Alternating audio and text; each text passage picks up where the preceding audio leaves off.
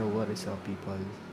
Itatry ko lang tong viral sa TikTok na Japanese cheesecake. 2 ingredients lang siya.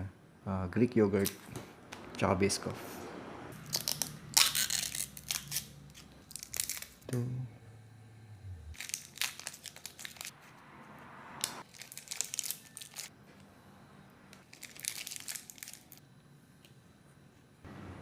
Lipat natin yung lalagyan.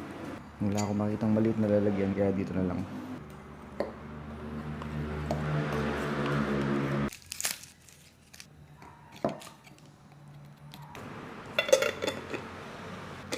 Tapos hayaan lang natin overnight para masip-sip ng Biscoff yung yogurt.